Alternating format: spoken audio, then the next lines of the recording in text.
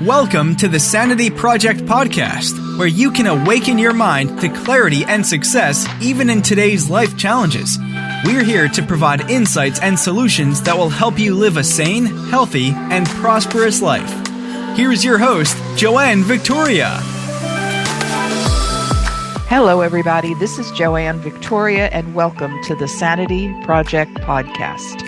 You are here to discover a life of clarity, confidence, sanity, and entrepreneurial success. And our guest today is Darrell Evans, a true entrepreneur. Darrell Evans is a serial entrepreneur, investor, and co-founder of Yokel Local Internet Marketing.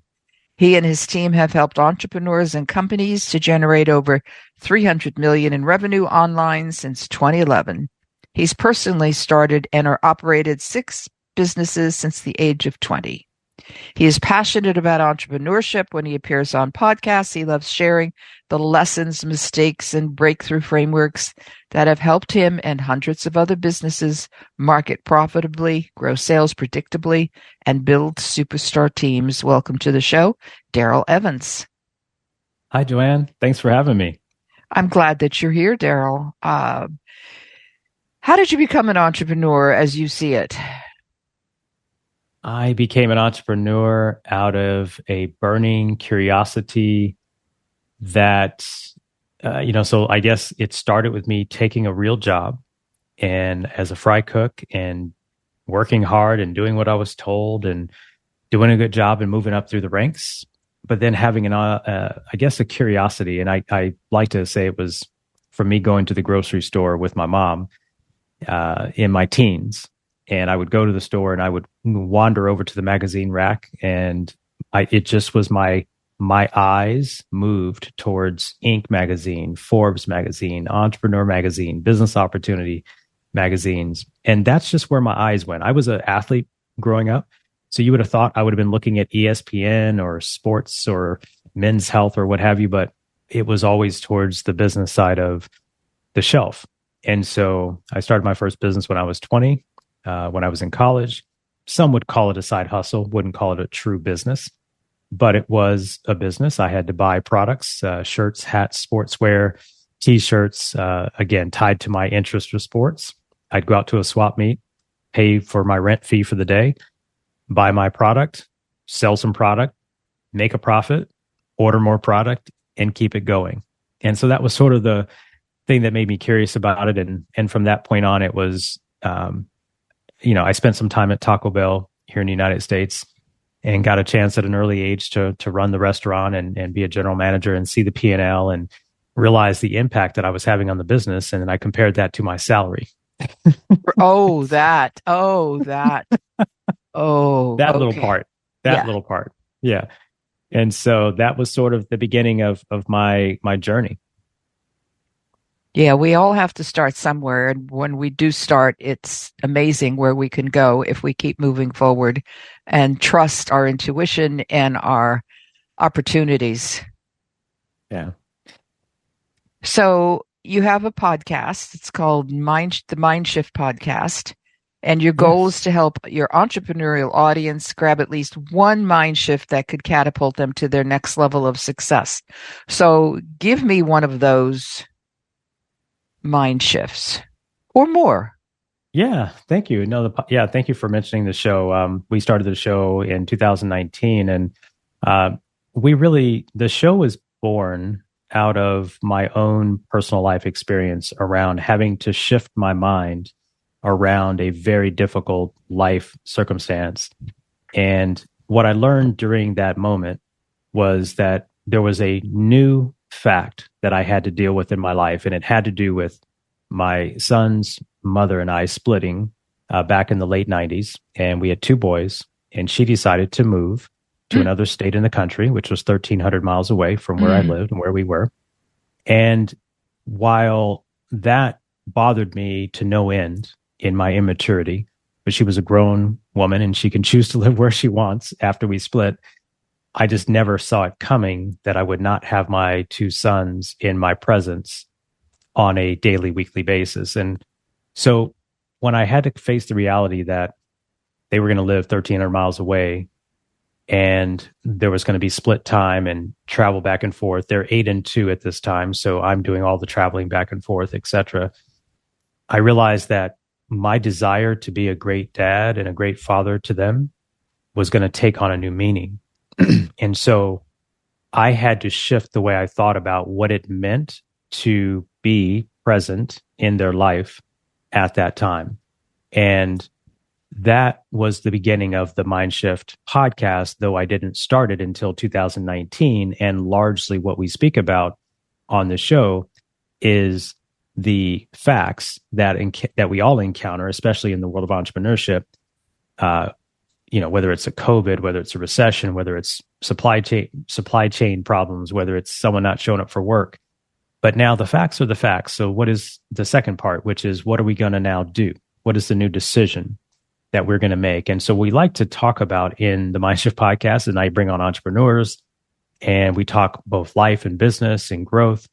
And we're looking for those distinctions that help someone either from, what I call the journey from inspiration, a great idea, and how do we bring it to life? What I call inspiration to realization, or when life knocks us down, and unfortunately it likes to do that. How do we go from that point of breakdown, which is what I defined during that moment? How do we go from breakdown to breakthrough?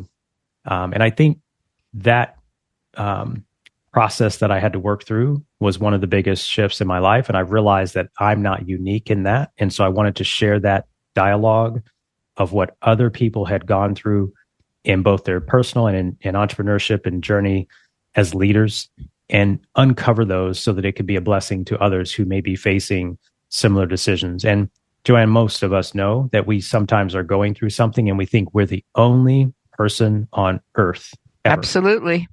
who's gone through it. And so sometimes we're just trying to be a bit of a beacon for those stories. And I know that my story isn't necessarily resonant for everyone. So I just wanted to host a platform and a conversation where hopefully if one person could leave with that breakthrough, it could be a blessing to their life.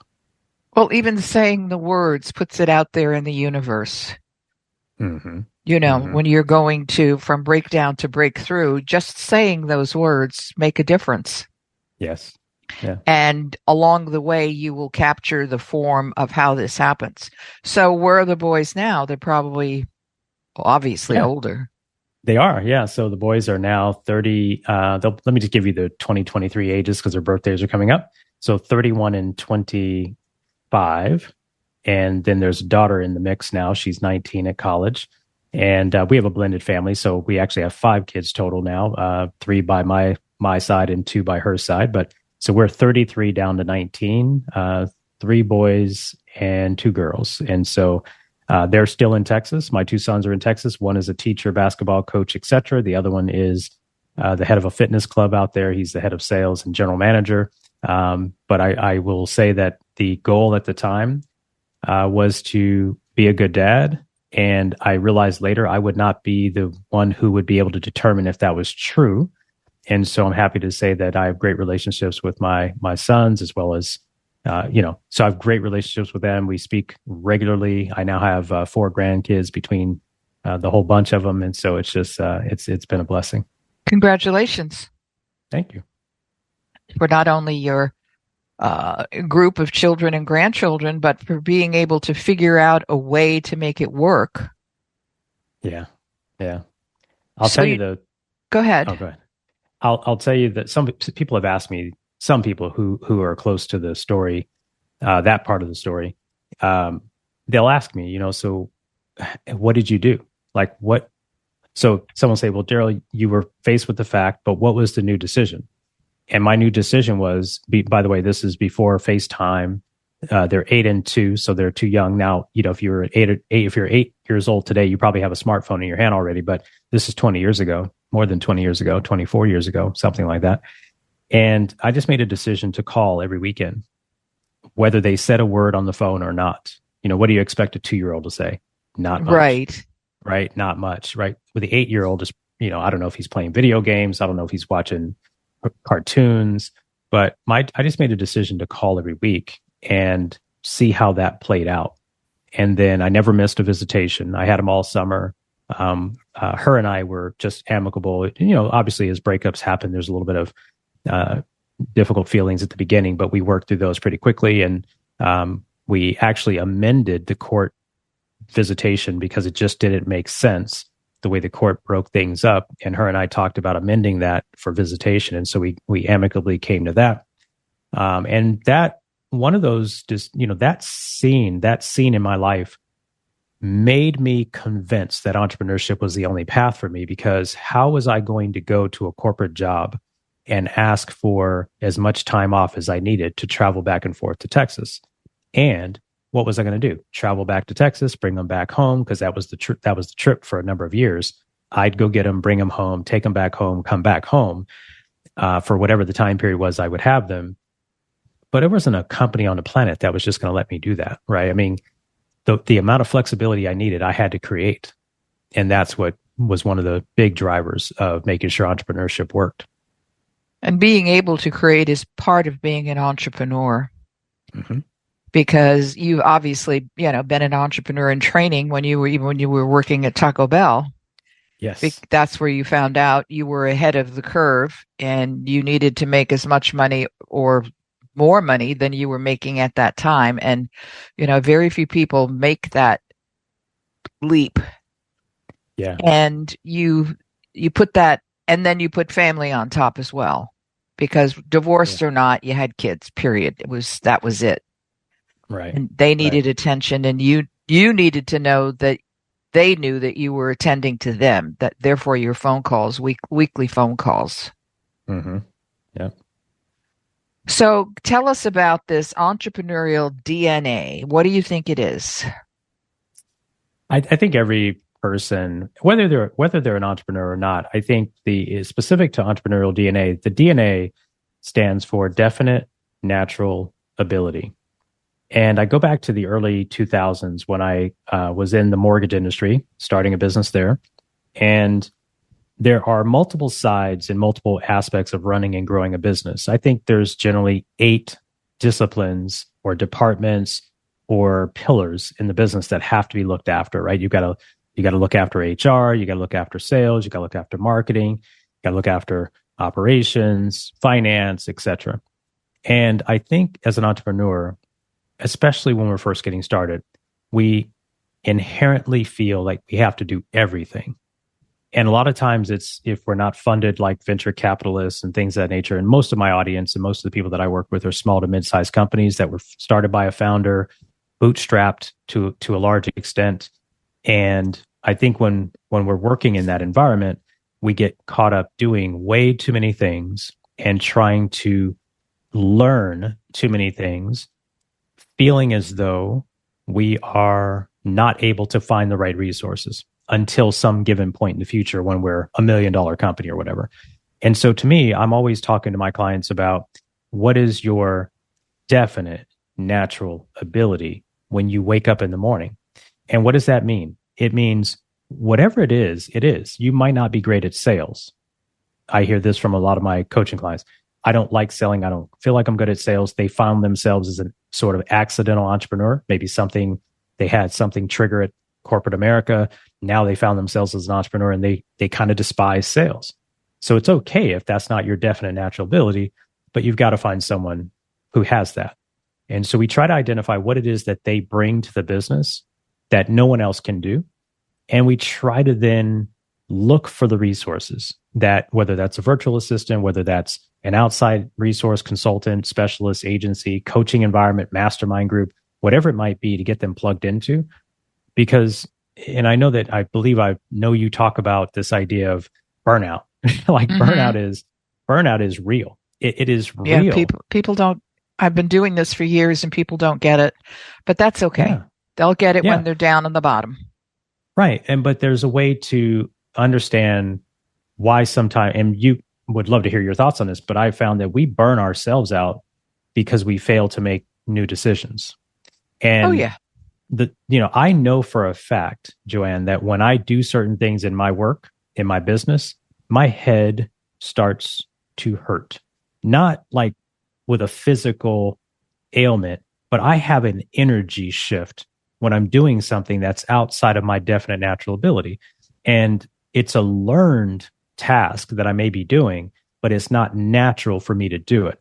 And so what I'm trying to do is just manage whether it's our agency clients or whether it's coaching, I'm just trying to help us figure out how quickly can we build support around those things that you don't do well, because every moment that you're spending on things that are not really your superstar DNA, you're hurting your business, you're hurting your customers, you're hurting your team, if you have one, and you're actually hurting yourself physically, mentally, spiritually, and emotionally, in my opinion.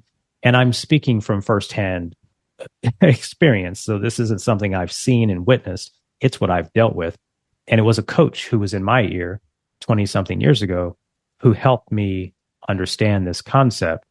And that's why I really spent a lot of time talking about it. And again, it's a balancing act. And and I both know that when you're starting a brand new business, there are so many more things than you can just, outsource, delegate, et cetera. So, but the question is, do we have the intention? Do we have a roadmap so that we can get the right structure in place? And I think a lot of times entrepreneurs just don't have the roadmap to start to begin to delegate and begin to create space so that they can do what they do best. And they'll find that their business does much better when that happens. Well, I do know that we are born with a brain lead, and that lead as in leader. And we are born that way. And as we progress and grow and we decide what we want to do for work, this is where it comes in when we decide we want to, start a business, entrepreneurship.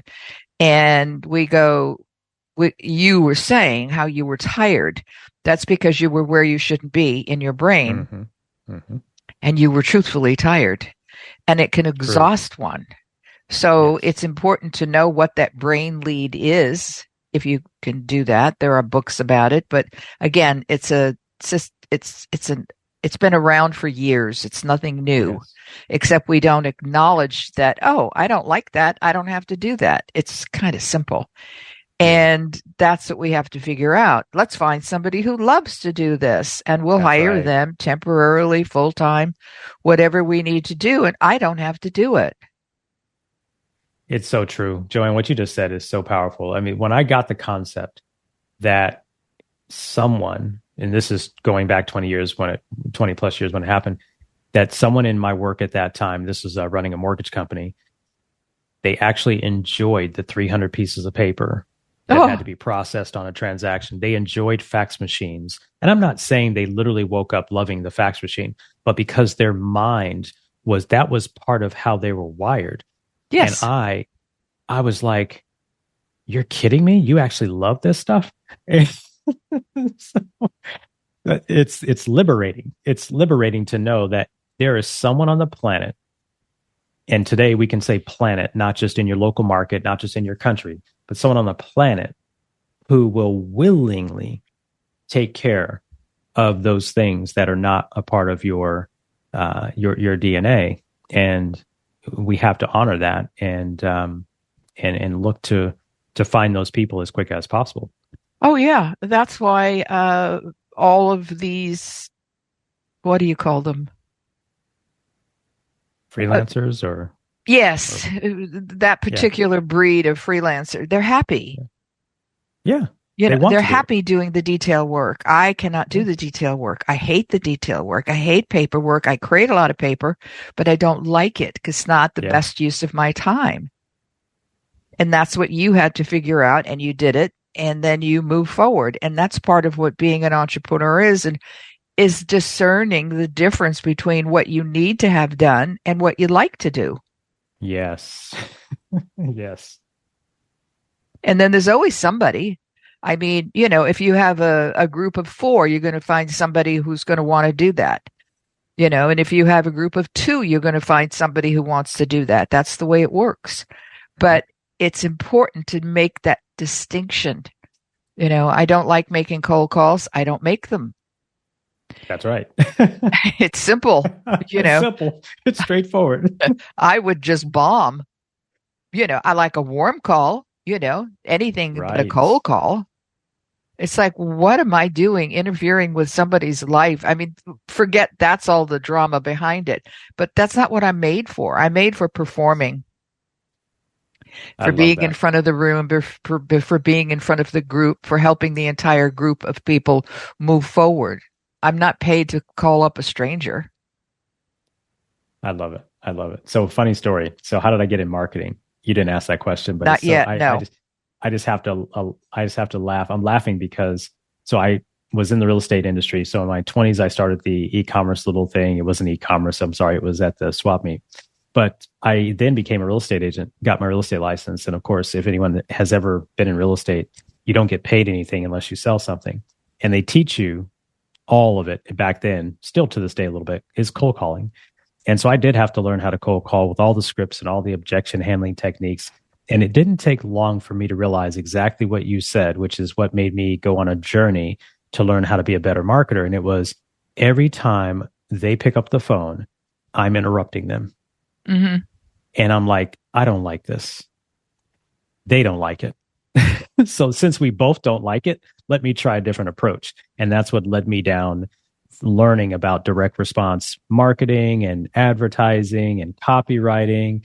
And I was very fortunate to come across what he became a mentor, although it was kind of one of those sweat equity mentors. And I just noticed he was doing something different than everyone else in the real estate market.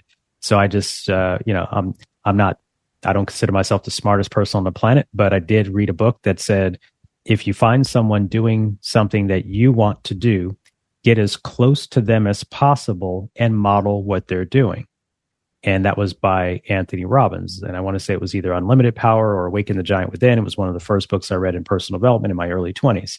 So there was this guy, Mark, and I got close to him. And the way I got close to him was he had 70 real estate listings in the marketplace.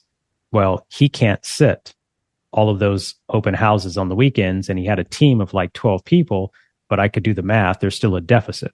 Mm-hmm. So I decided to go volunteer, even though I wasn't on his team, to go sit his open houses.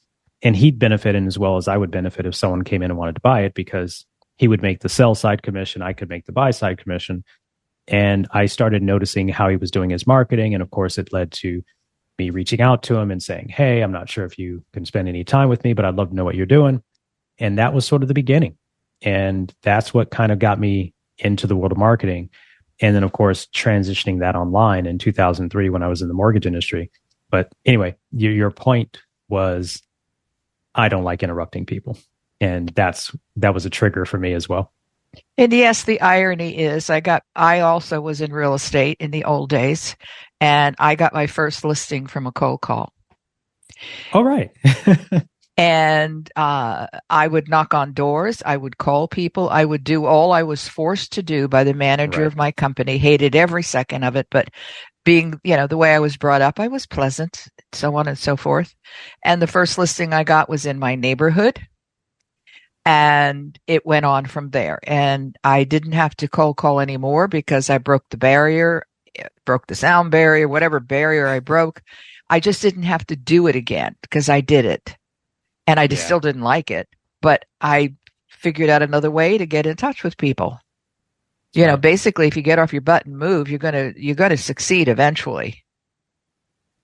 Especially in real estate. If you sit behind your desk waiting for the phone to ring and get calls, that doesn't happen. And the other thing that I did comes into my brain now is that anybody who walked in the door, walk-ins, quote unquote, who walked in the door that looked less than an A client, they shoved them to me because Joanne was the new kid on the block.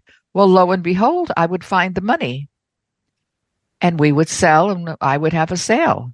And people were making decisions based on appearances and other things that just their biases, nothing more than that. And you just have to reach out and things happen. Yeah. I've never judged the color of money. Let me tell you something. Oh God, no. I've never judged the color of money. I just came from too humble a beginning to have any, I became known in the mortgage industry so I didn't stay in the real estate industry. I didn't really care for selling real estate. And but I transitioned back into the mortgage industry after I got my finance degree in college, and I realized that there was an opportunity for me to niche down. At that time, market rates were really kind of where they are right now, probably a little higher actually. But I noticed that there was a theme where someone could have a mortgage that didn't have, you got a mortgage rate that was above prime and you had bad credit or something, you had a nick on your credit, something like that. So I took a specialty at the beginning of helping people get out of those mortgages. And what that meant was spending time helping them with credit repair. And, I was like, they have no business spending 2 percentage points more on this size of an investment simply because they made a mistake or they had medical bills, by the way, is the largest cause of bad credit. That's usually in America, 70% of bankruptcies, at least I can't say today's statistics, but back then, 70% of bankruptcies were caused by an unfortunate medical event that caused medical bills are outside of their capacity. So we would just work with those folks and say, look, let's get you on the right credit path. Let's reestablish this. Let's reestablish that. And so I was always believing that helping people, no matter what place they came from, was going to be the best path to building a customer database. And so, but I agree with you. It's like everyone else would shun them, wouldn't talk to them. Oh, your credit's not 720. Bye, can't help you. Bye, can't help you. Right. And I'd be like, no, I can't help you today, but I do think we can help you in the next 6 to 12 months if you follow this plan. Is that something you want to do? And I'm not going to do it for you. Some people would say, hey, can you make the call to the creditor? Nope. That's not my job. Not only not your job, it's not your responsibility, and they have to learn. Right. That's right. And it worked out really, really well. It seems so. So if people go to your website at darrellevans.net, that's Darrell, Darrell Evans, EVANS.net. I always spell things out because people don't always remember, and they're not writing when they're listening to this podcast. So go to darrellevans.com. You will see all of his social media links, and you will see his social media links on my website also, because Darrell's going to have his own page on my website. And why don't you just give our audience made up of entrepreneurs or so-called entrepreneurs or soon-to-be entrepreneurs or entrepreneurial serial entrepreneurs. What can you tell them? Give them one hint. What one hint about what they'll find on my website, or? No, I'm sorry. I didn't segue that properly. No, about yourself, about being an entrepreneur. Gotcha. So as an entrepreneur, I think the one thing I can tell you about entrepreneurship is it's one of the most exciting journeys you can ever be on that has both tremendous upside mixed with uncanny and unpredictable difficulties. And I think the opportunity in that is that it isn't any different anywhere else. True. So for me, if I'm going to experience upside and downside at corporate America as I grow the corporate ladder or chase the corporate ladder, and I'm going to work, I've heard this for years because I work with a lot of corporate corporate leaders corporate executives, corporate ladder climbers who then reach a point where they're fed up. And there's a realization that you're going to work hard anyway. So why not work hard for yourself? And then carve out those opportunities of flexibility and time freedom and choice and building your own team and not being limited. A lot of times I hear from company entrepreneurs who've left corporate specifically, and they just are tired of illogical thinking. The company's done it this way for so long. They see a new way of getting it done, and they have to just keep pushing through and breaking down walls to get the company to change or get the manager to change or what have you.